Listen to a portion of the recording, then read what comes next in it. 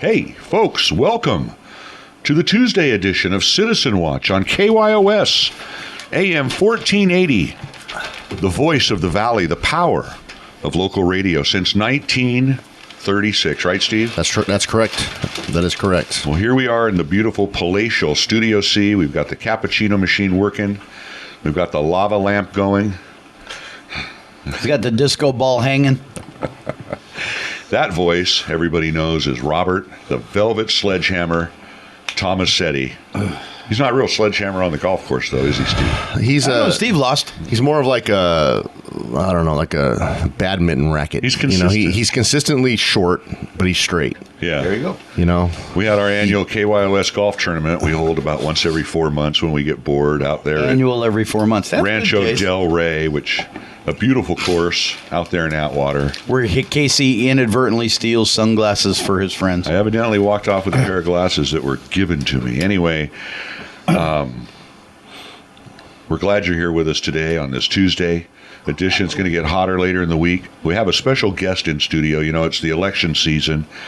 And just to give a little programming, the next few shows, just to let people know what's going on.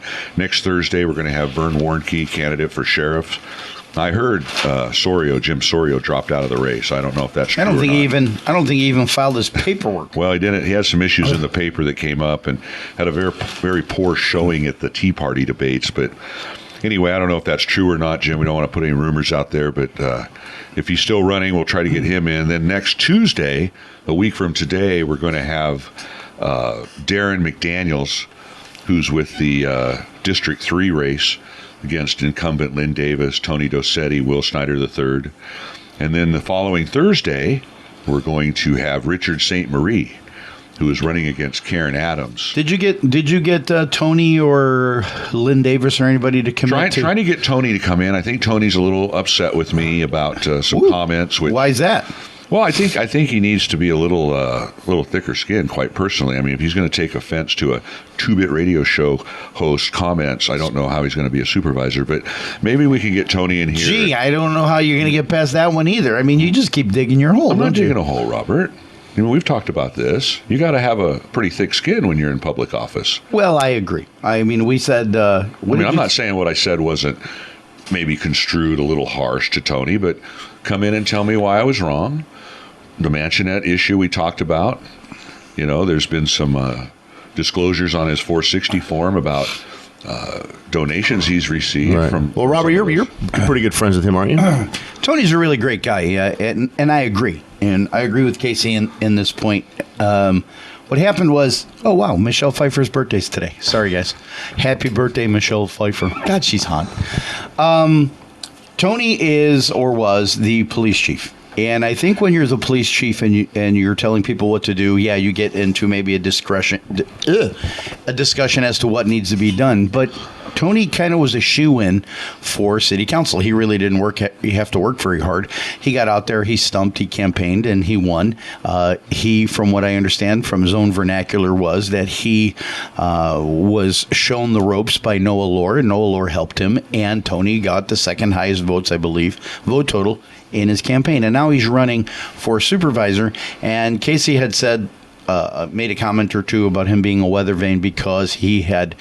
When he ran, he changed his vote. When he ran, he said, "I'm not going to change my vote. This is it." And that's what you're talking about, the Mansionette rezoning, redevelopment, the rezoning. But see, people have come. Well, here's the thing: people have come to Casey and I and said, "Hey, he flip flopped on this," so we reported it. And Tony took it a little harshly, and there were a couple other things that have you had an opportunity to talk to him as to why he changed his vote on that Mansionette? He won't talk to me. He's very upset. He's very hurt. Is that not a fair question to ask? It's a fair question to ask. I think he felt that we're friends of his, and we kind of blindsided him a little bit. But we are friends of him. But because we're friends of his doesn't mean we're not going to ask the hard questions. Well, there are some people, and Mel will tell you who's in studio, that the hard questions need to be asked. And some of these, here's my point. I think a lot of people are running. Okay, and a lot of people who are in office have never been asked the hard questions, and then when they're asked the hard questions, the problem is you're picking on me or whatever. But Could the fact that they've never been asked hard question contribute to the fact of where we're at now as a county and a city? Absolutely. I mean, isn't that You why hit we it on sit the here head. today? Absolutely. Pretty much the last of everything in the state of California because we haven't been asking these questions? That's true, but there's sometimes where I'm sledgy and there's sometimes when I'm velvety, and I was velvety this weekend and I got lots of information from Lisa Presto as to what her job is, because I've been critical of who is Lisa Presto. I mean, here you are, and you're at meetings, you're gone. There are certain people that I will adamantly say do a great job. They're there every day. There are some people that skate, that disappear. Lisa was. So one when of we those. start holding them accountable as citizens, they get a little pissed off. They get a little flustered. She was very Those good. days about are over. Yeah, they've never had Those this days are over. Here in Merced, we have this scrutiny, forum. good word. We have this show, and I think that's why people like us and listen to us. I've heard more times we say the things that need to be said, the things that haven't been said, like And you ask said, questions that need to be asked. That's right. That good old boy system, those good old boy days, we'd like to see end sooner than later. You know, folks, our thoughts burn. Our words, they breathe. We're not stagnant, complacent, benign, Free. ineffective. We're hopeful. We're optimistic. We're positive. We're forward-looking, and we are Citizen Watch for that reason. And we welcome you here. You know, one thing I heard Supervisor Pedroso bring in a guest of the California High-Speed Rail Authority a few months ago, and I thought, now I don't know, you could be wrong. You have to correct me, Steve, because I don't want to put out misinformation. But they said they were going to do groundbreaking in April. Now today April is ends the tomorrow, 29th doesn't it? of April.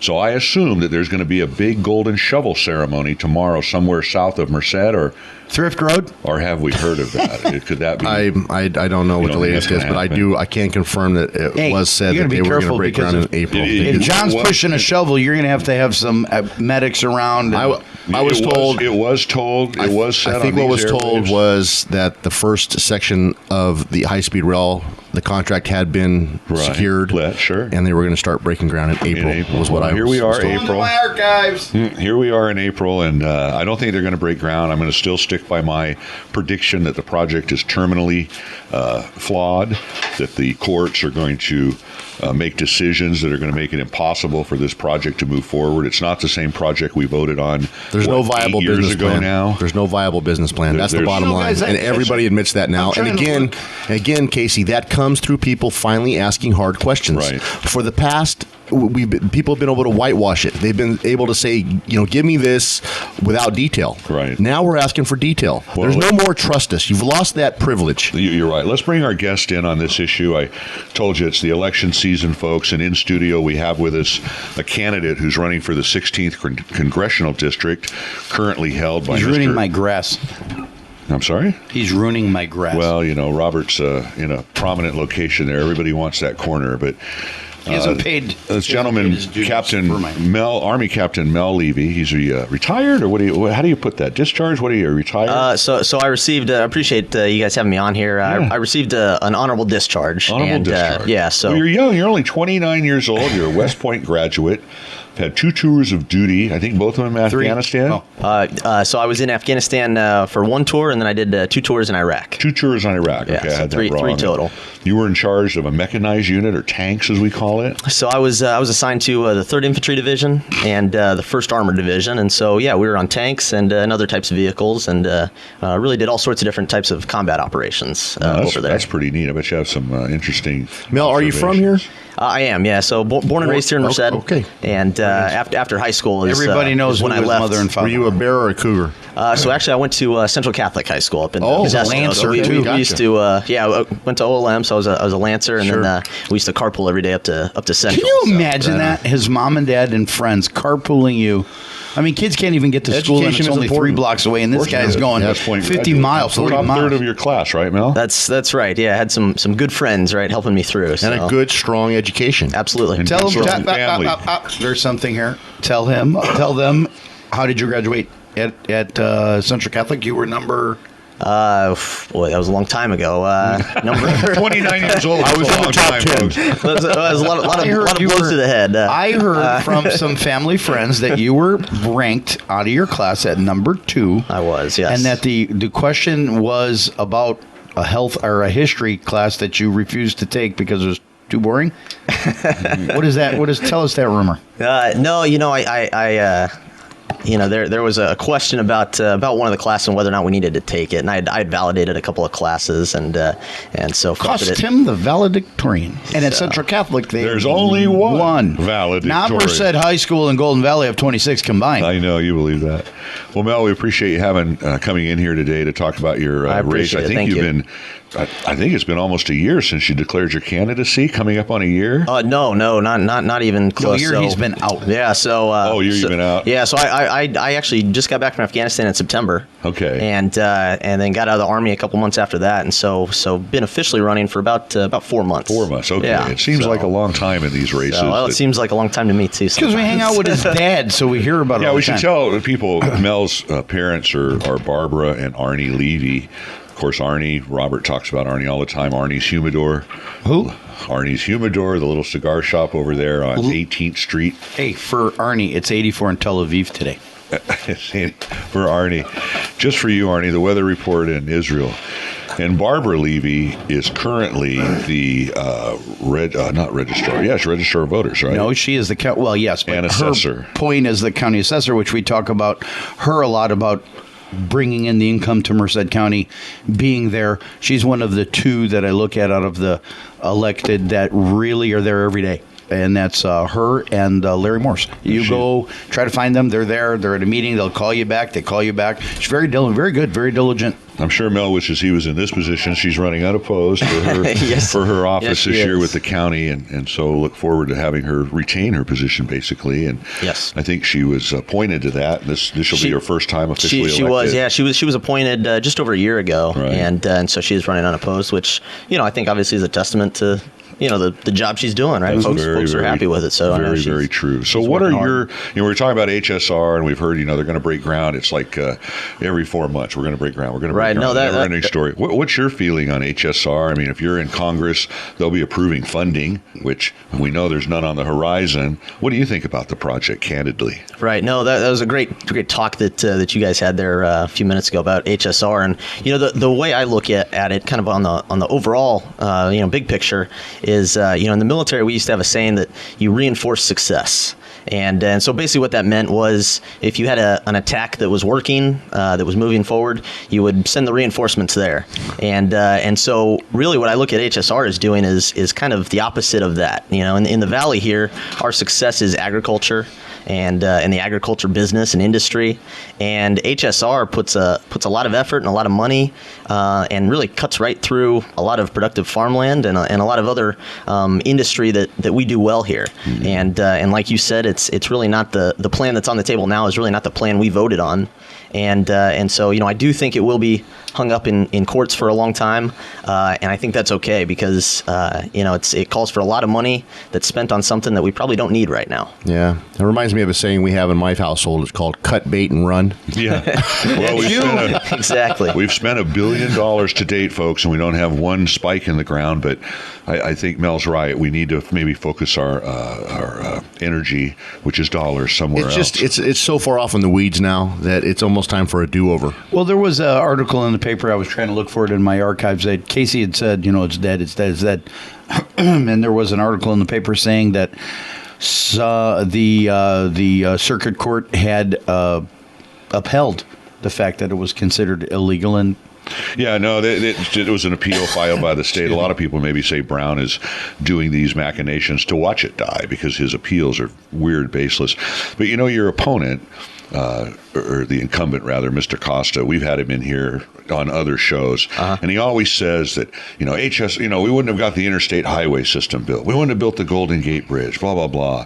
And my point is, well, we didn't vote on the interstate highway system, and the interstate highway system transports goods and services as well as people. This was a transportation job that people have morphed into this employment boon, which really, unless you're union, you're not going to be employed by HSR. Right. So what do you say to your opponent, Costa, that, well, you got to be forward thinking and we never would have got things done with this kind of obstruction? No, absolutely, you have to be forward thinking, right? But I don't think a whole lot of thinking was, went into this plan, right? And that's the problem that we're seeing right now. The interstate system, which was really started and multiplied under the Eisenhower administration. That was born out of an idea that we needed to improve the infrastructure of the country, and Eisenhower had seen it firsthand as an Army officer. Actually, yes, he did. He had traveled across the country on rickety roads and saw the need, and there was an end game in sight. When he put that in, and there really is no end game in sight here. There's, like Steve mentioned, there's no viable business plan for this, right? There's no so what with it, and so I think that it's a lot different than what the interstate system was. And I think that's what's changing in this country at this point. Is no longer can you take the approach where we're just going to start. Right. And we'll just make it up as we go along. Right. Give us this amount of money and trust us to get it done the way we say we're going to get it done. Those days are gone. You've lost that trust with the public. Right. You have to show me exactly how the plan is going to work in order for me to give you the money to finance it. And that's changing in this country. Absolutely. And what you were saying about, asking leaders hard questions. And, one of the things that I've always kind of looked at is, if you're a leader and you're comfortable, you're not doing a very good job. Or if you're a leader and everybody's happy. Right, exactly. I think it's the same, kind of the same line of thought. And that's the thing, Mel, that bothers me is in the local leaders is if they're questioned, they want everybody to, oh yeah, you're a great guy. Well, that, like you and Mel had just said, that shows you're not doing your job. No. And so when everybody's patting you on the back and you're running unopposed, I mean, let's be honest. But that formula works here. If you're Yes, a good in the guy last and you have a lot of friends, it's not about how intelligent you are or what kind of business model you can put together or how you can manage our system. It's that you've got a lot of friends. That's what gets you into office here. That's why we're floundering. Well, that's true. I don't know the definition of success, but the definition of failure is trying to please everybody. Folks, we're coming up to our first break here on Citizen Watch on this beautiful, not yet hot Tuesday evening in Merced, California on April 29th, 2014 at the KYOS Palatial Studios with Steve, Robert, and me. I'm Casey Steed. And the weather's looking. Did you have Mel sign the confidentiality agreement about what he actually sees in the studio versus what we say? Stays in studio. Like Casey wearing Uggs and shorts. Yes. Anyway, we'll be right back, Some folks. ugly Stand by. legs. Say when. Say when. I love He said that when. line. Man, Say when. when. My dogs are hurting from walking that who course. can name I'll tell that? you. Who can name that right now? Listening right now. What movie is that from? Tell you what. Why don't we do that? Why don't we put that out there? And I'll buy a $5 gift certificate to the. Oh, it's down to $5 now. Now it's getting a Well, because I'm going to do these quite often. KYOS Citizen Watch promotion account. No, I'm going to do these quite often because I think it's fun. All right. We did Winchell, but you Okay, told so you're everybody. going to buy a cup of coffee for I someone will buy a that can- $5 cup, a $5 Starbucks card. Call We'll buy in you to one cup. 406 8728. That's Casey Steed's private line to his red phone. our Give tip line. the answer to Where does the line say when? Where does that come from? what movie? What movie? Just the movie. I don't care who said it. Okay. I'll just give you the movie. All right. It's just the movie. Robert is a movie trivia buff. Yep.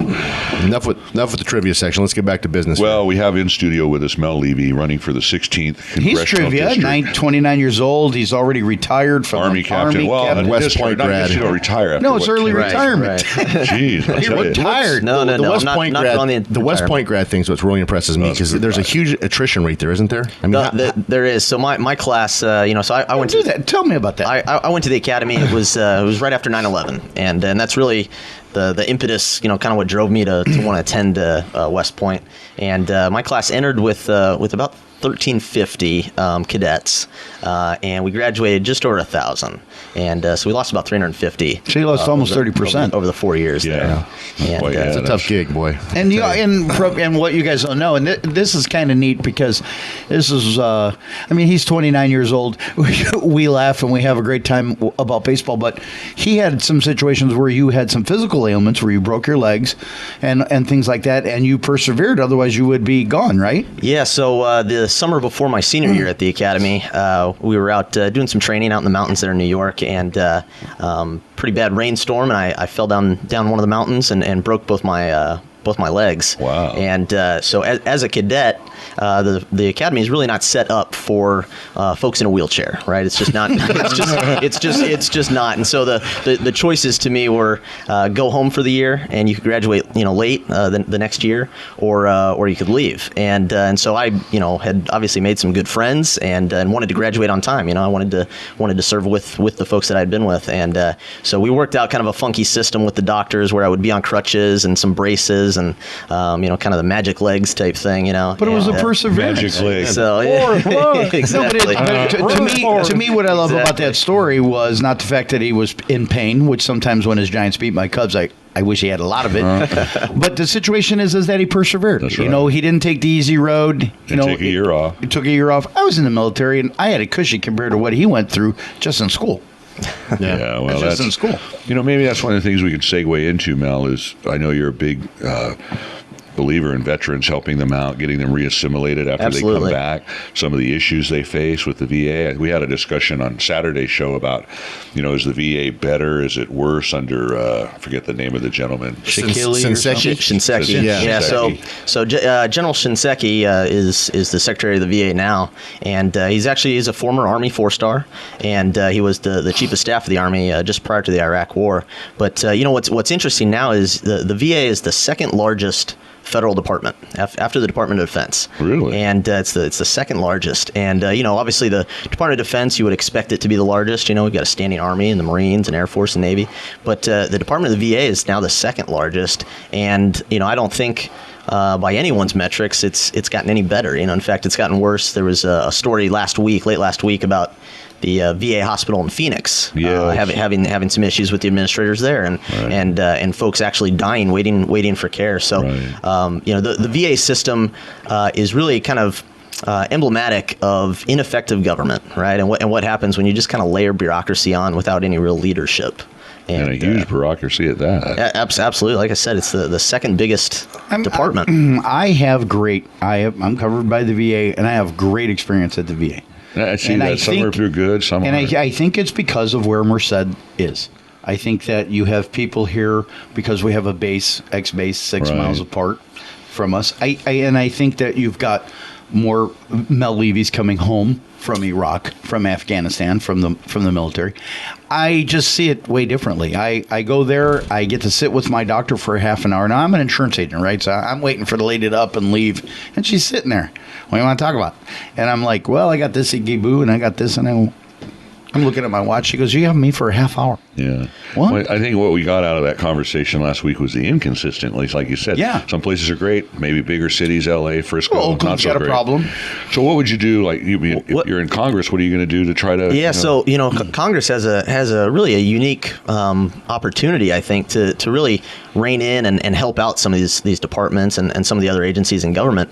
And what Congress's role is oversight, right? They can ask those tough questions. So just like us, right? So just like you guys are asking, tough questions of some of the guys here, here in this county, Congress can ask the tough questions of folks in government. Right. And but what it takes, and I think the reason we don't see it more, is it takes some knowledge. It takes you got to roll your sleeves up and really get into the problem. And so it's a little bit more than just making a couple of good speeches and getting a good 30-second soundbite. You really got to dig in and do the dirty work a little bit. And so I think that's what we're not seeing from a lot of congressmen on both sides of the aisle. Let's be honest. Well, because they're busy trying to get reelected, right? And especially in these 2-year cycles. Oh, come! Do you think Jim Costa is just trying to get reelected? For what reason? Pray tell. Well, I think also I think also what you see is a lot of these leaders, they get into a position of power and they kind of ossify a little bit, right? The moss starts growing on them a little bit, and they lose the fire a little bit, or they they stop coming up with some of the new ideas, right? And so at some point you got to have some leadership, some leadership turnover, or even right? go along with the old good old boys. Absolutely. Yeah, they get in there and become taken over. So I know that's very near and dear to your heart. What do you think we need to have some more legislation to help the veterans reassimilate into society, or is it more of the medical side of things that we need to help them with? Well, we've come a long way, I'd say, in some of the mental health opportunities and some of the assets that we've put towards mental health and some of the care of, aren't the of suicides veterans and out of sight? People coming back. They are. So we just my campaign and just put out a press release yesterday talking about military suicides, right? Active duty as well as veterans, and currently in this country about every hour a veteran commits suicide. That's unconscionable, Mel. Well, let me ask you.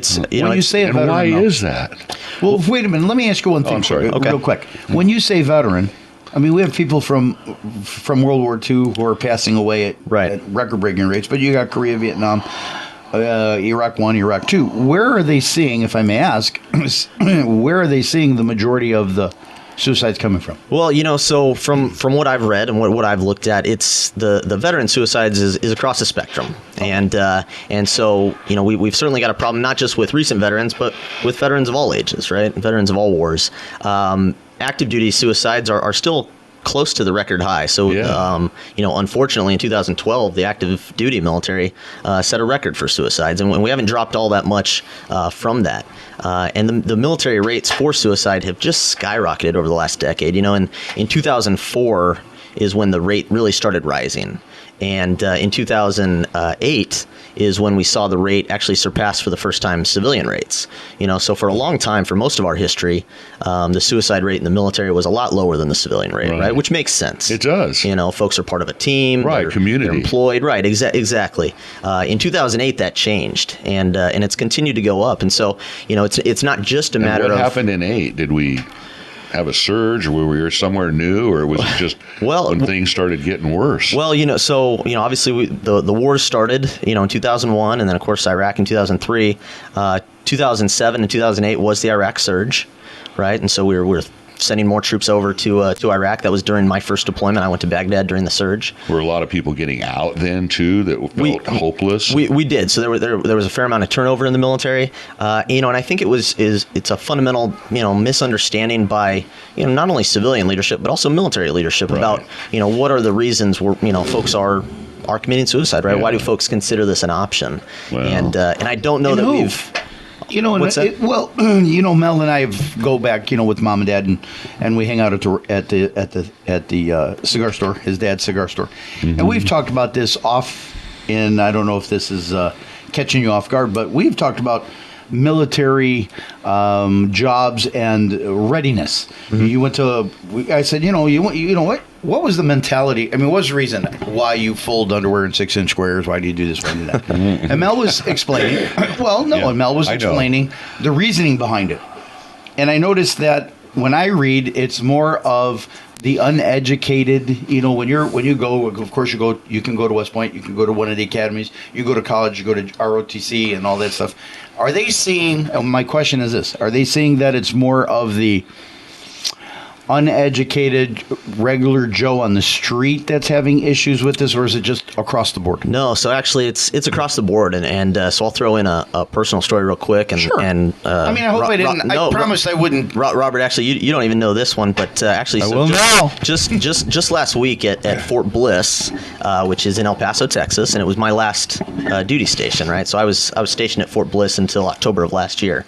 So real recent. Obviously, I've got a lot of friends still over in that unit. Sure. Out there at Fort Bliss, but just last week at Fort Bliss, they had 3 suicides, and 3 of them like I said, in my old unit. One of them was a friend of mine who was a captain in the Army, and it was a female, and she'd been in Afghanistan with us. She'd been deployed a couple of times, so she may not fit the profile of what you would think of as a soldier at risk, but nevertheless she took her own life, right? She had some problems and some different issues. So this really is a problem that's across the force, right? And it's, at all ranks as well as, veterans. The solution up until now has been, for the last couple of years at least, has been let's throw more doctors at the problem. Let's throw more pills at the problem. But I think that what we're seeing is that's probably not working, right? If we're just trying to prevent the suicide after folks are already at that stage in life, we've probably done a disservice. And so really I think what questions need to be asked about why folks are getting to that stage in the first place. We're taking, healthy young Americans, 18, 19 years old, they're volunteering to serve, and then at some point something's happening where they feel they're in a hopeless spot. So leaders have to start asking some harder questions than just throwing some more pills or doctors at it. Well, that's what you talk about leadership and why leadership's important. Absolutely, right? Absolutely. Leadership. For me, obviously, I went to a school that trains on leadership, and I was a leader in the Army. So for me, good leaders can solve just about any problem.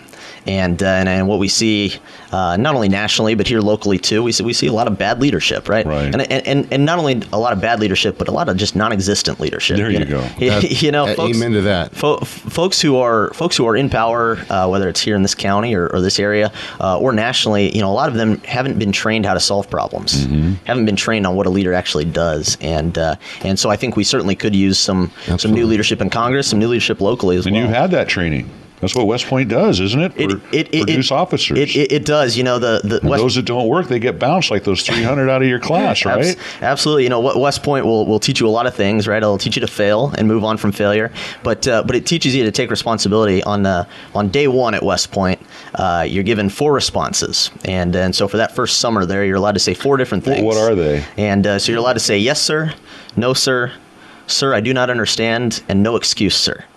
And that's it. And if you don't understand something, they'll tell you again. They'll let you know. If you mess something up, or if you do something incorrectly, there's no excuse, sir.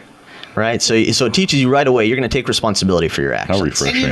And you know what's cool about that is when you said that, because I always get angry at the fact that when you have leaders in the public, there is always an excuse.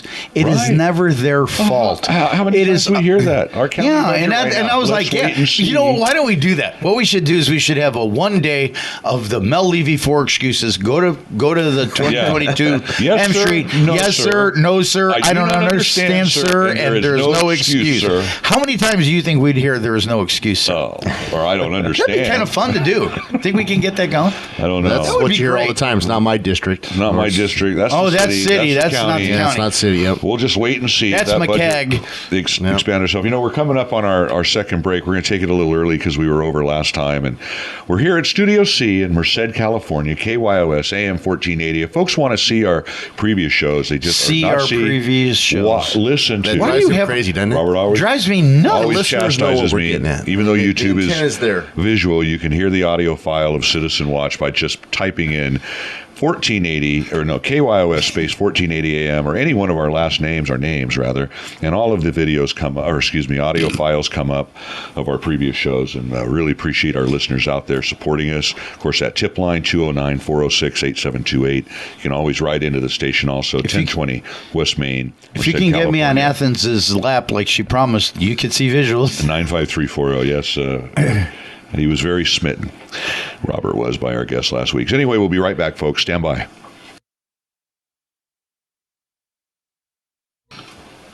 Hey, folks, welcome back. Just resetting the old clock here that has a stiff button on it.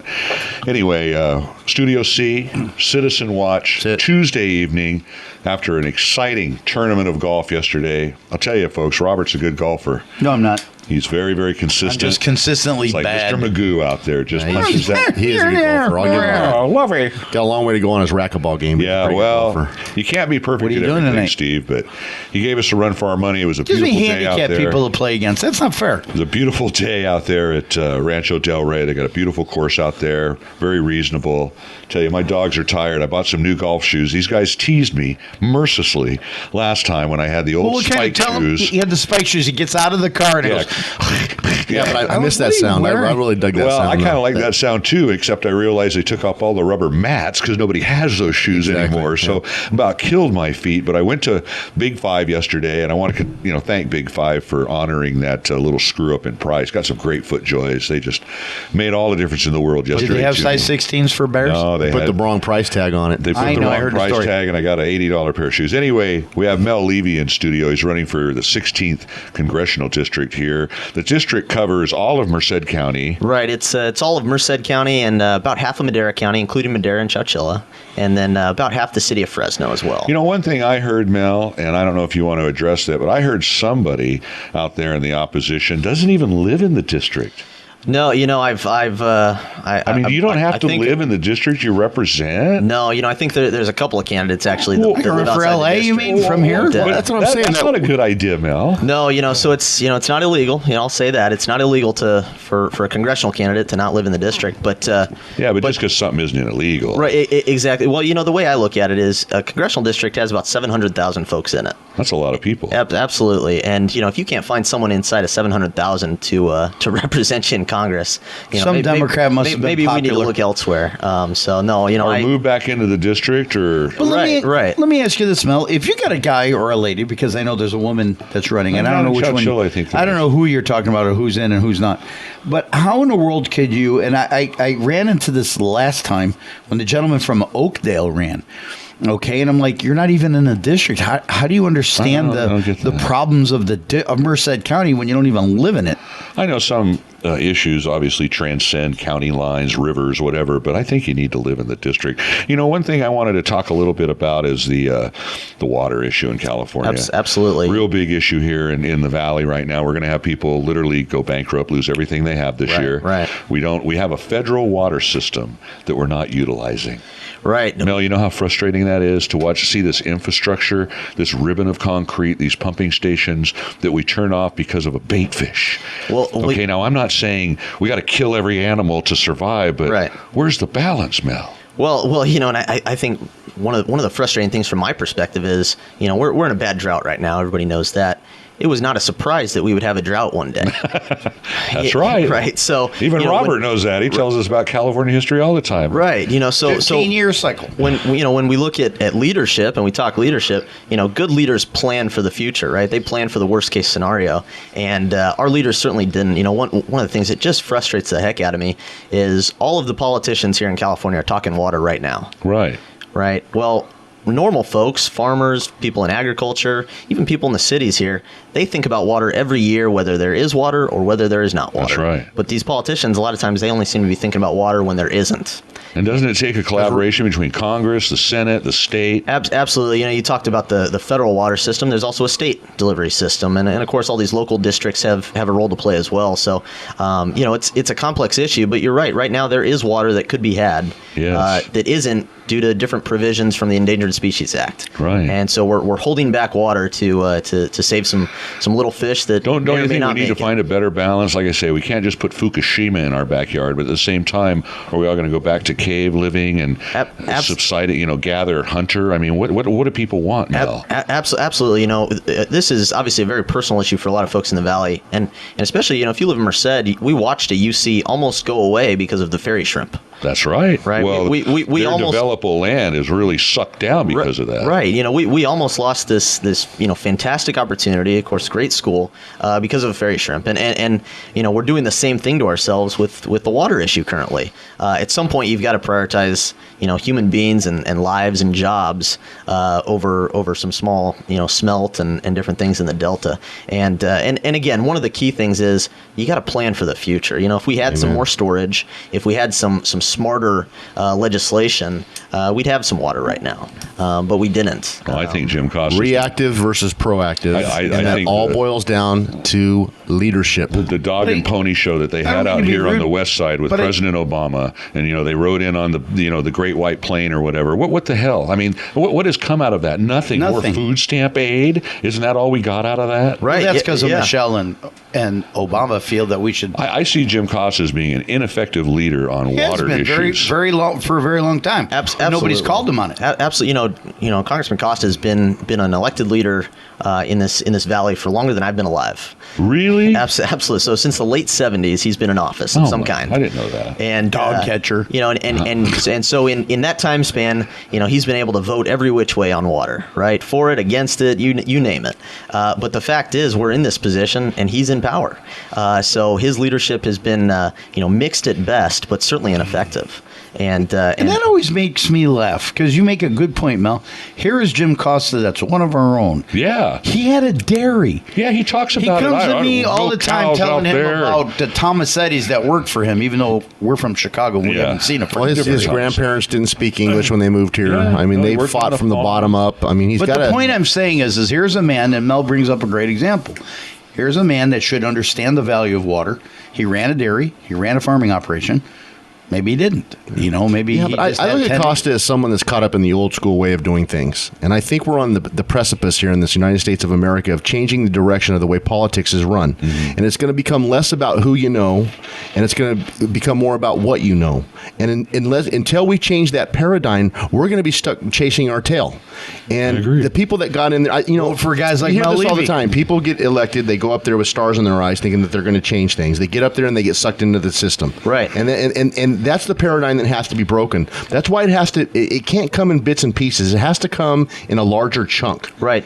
One of the questions I get all the time from folks is, how are you going to be different? Yeah. Right. How are you going to go to Washington and not fall victim to this system, right? That just seems to churn out, mediocre folks. Right. And I think it comes back to the person, right? Some character. You've got to be grounded in a good support system back home. And luckily I am and have that. Mm-hmm. And you've got to have some moral fiber, right? You've got to be able to go there and understand the game that needs to be played without losing yourself in that game. And absolutely. I think too often and it would also be beneficial for you as an individual to go up there and be surrounded with other people up there that are of character and moral fiber. Exactly. The best thing that a good leader can do is surround themselves with other good people. Mm-hmm. And that's what a President Reagan did, right? He surrounded himself with good folks that could help him make better decisions. They're all dead now. Well, unfortunately, so is President Reagan. Yeah. But Mel, you bring up a good point, leadership, and I think that's the underlying theme that I've heard throughout this show, this interview with Mel, is he's a leader. He's had the training. He knows what needs to happen to make things change in California, and you realize that also that you can't do it by yourself, and you need to surround yourself with good people. And he's young. And of course, 29 years old. That's what the detractors have told me. Mel's a great kid. That's first of all, he's 29 years old. That's not a kid. No. Second of all, they say, well, his parents fantastic, comes from OLM, went to Catholic school. His education's impeccable, but he's young. I'll talk real quick because obviously I do hear that on the campaign trail, right? I'm 29 years old, although the top of my head may not look like it. But Mel is premature bald, losing some hair, right? Lots of years of wearing a helmet over overseas. The top of those tanks it rubs your. But what I tell folks is I got back from my first deployment. I returned from my first deployment when I was 23, and so we had been in Baghdad for the year, and I'd been leading a platoon of about 25 soldiers. And Baghdad at the time was a real rough place, but it got a lot better while we were there. And so we got back, we returned, and we arrived at Fort Stewart, Georgia, which is where our home base was. And obviously we had a lot of families to meet, right? Lots of parents, lots of wives, some kids, and all of them came up to me, and all of them thanked me for getting their loved ones home, right? For getting my soldiers home. Huge responsibility. And none of them said anything about my age, right? I was 23 at the time. Most of my soldiers were older. Maybe they thought you were older. None of them said anything about my age. I had a lot more hair back then. But they all thanked me for doing our job, right? And the reality is, obviously, it was probably my soldiers that got me home. But it was a team effort. But they all thanked me for that. And it was about getting the job done, regardless of age, regardless of what you were, where you were at in your life. We were pulling together, working as a team. And absolutely, that's what the point I was going to make is you've been in a lot more character building experiences than a lot of people will never see in their lifetime. And you're only 29 years old because of the path you've chosen to walk. That's what develops character. And that's what develops an honest opinion of someone. Is you see someone put into a situation where their character comes out. You can observe the way they react in a situation and observe their character. And when you're living a life like you have chosen to live, you're going to be almost on a daily basis put into a situation where your character is tested. And that's what develops the strength. Absolutely. And just a point, I go to a lot of Republican things and I always crass. Crass is an attorney. Crass understands this. Crass understands that. And I'm like, was Crass's butt, which is ASS, was he in a tank? Was he in Iraq twice? Was he in Afghanistan once? Well, I think we can safely say that Mel's experience has taught him a lot in his 29 years, and it's given him a lot of insight that, he's had more opportunity to lead and develop character than most people will in their lifetime. People older never see it. That's it. The path was chosen. I want to talk about one thing in regard to that experience that 281 pounds is foreign policy. Congress obviously heavily involved in foreign policy, how we relate to other countries. Right. One of the things that bothered me was Fallujah not too long ago, seeing the militants retake over that province, whatever you call it, using our equipment, sitting on our Humvees after our troops had given the ultimate sacrifice. And I'm sure, Mel, that just has to bother you more so than me because I've never been in the service, but that just as an American just frosted my nuts. Absolutely. The reasons that I'm running for Congress are really twofold, right? And obviously my time in the military has given me a real healthy appreciation for what a good foreign policy should look like. Right.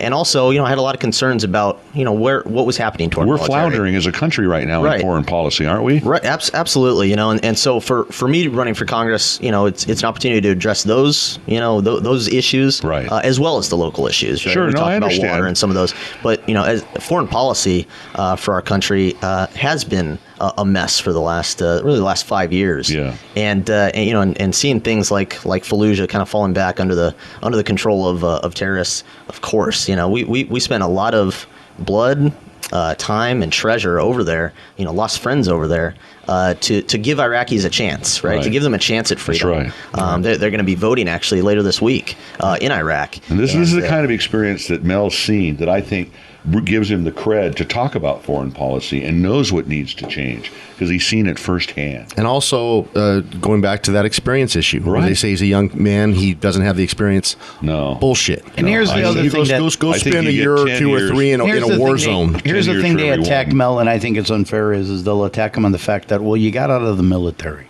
What have you done in the private sector? It's only been out 4 months. I've answered that before, and what I've told folks is, I wish that I had 10 years of private sector experience, right? I wish that for the last 10 years I hadn't been deploying and doing all this stuff, right? Because it wasn't always the most. It was fun your thing. job, but it was my job. Like I said, after September 11th, I felt like I had to step up. But running an armored division is similar to running a business. I mean, you have people under command. You have to delegate authority. You have a budget of over $1 million. Absolutely. We had monthly budgets and annual budgets. We were hiring and firing people. Let me ask you that real quick. Yeah. Did you meet your budgets?